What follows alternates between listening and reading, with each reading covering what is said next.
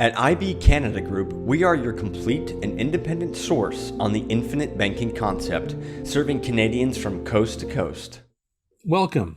My name is Wayne Durksen, one of the advisors with the IB Canada Group, and it's my pleasure to share this brief presentation on capital and the flow of money. Thomas Edison once said, in fact, I share this with people all the time because I think it's really quite profound, 5% of people think, 10% of people think that they think, and 85% of people would rather die than think. Now, that may sound crazy, but many Canadians are exhausted or they seemingly lack the energy to do the hard work of thinking when it comes to their money. And so money flows away from them rather than towards them. And they're constantly wondering, where does all the money go? This is a very costly and expensive error in judgment on their part. We need to understand that cash and capital are not synonymous. They're not interchangeable. Capital has an acquisitive component to it. It has the ability to multiply every single day of your life, or as my friend Scott says, with every beat of your heart, provided you understand how to grow it, preserve it, and avoid interrupting the compound growth on it.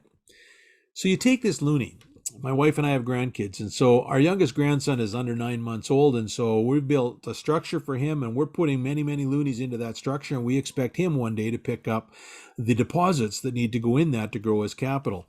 And it's our job, or at least our ambition, to teach him that capital and cash are not synonymous. He needs to understand that capital is really, really important, and he must preserve it forever and ever, and he must never part with it or give up ownership to it.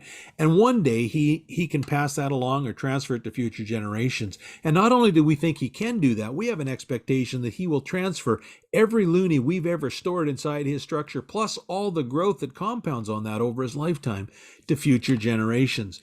And yet, while he's living, he needs to be able to fund his lifestyle. So how does he preserve his capital while still accessing it and leveraging it to fund his daily needs? That's our job, to help him understand how to do that. If he just takes the structure that we've built and doesn't mess it up, doesn't screw up the compounding on that, those dollars will naturally multiply. Every loonie will grow into potentially 63 additional loonies. And so if he knows what he's doing, he can build piles of capital, in fact, infinite piles of capital, if he knows how to effectively leverage and utilize it for his benefit. Now, if you had a goose that laid a golden egg and every day you could run down to the barn, grab that egg, sell it, put $1,000 in your jeans, you'd protect that goose with your life. You'd have the most amazing hen house or goose house that no predator or elements would ever be able to penetrate. You'd want to make sure that little goose could produce golden eggs for you every single day of its life. Well, capital is pretty similar.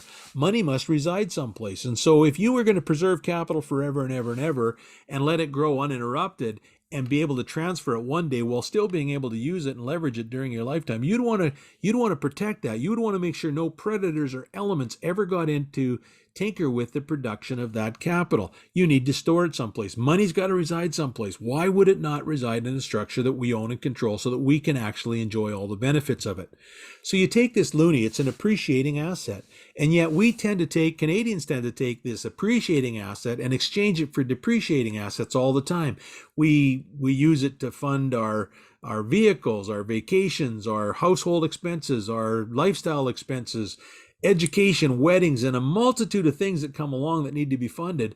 And in the process, we give up our capital. And if we understood that we could actually preserve our capital while still using it to pay and fund all those necessities of life, it would radically change our wealth creation process.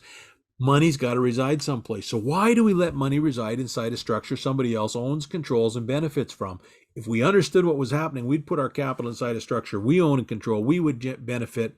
We would gain all the benefits of what that was really designed to do. And that's really the essence of the IB Canada Group. We want to help Canadians understand how to change the trajectory or flow of the capital in their lives. We invite you to come to our website, take a look, see whether or not there's a way for us to help you understand how to potentially change your financial future by taking control of the banking function. IB Canada Group, your independent authority for information on the infinite banking concept.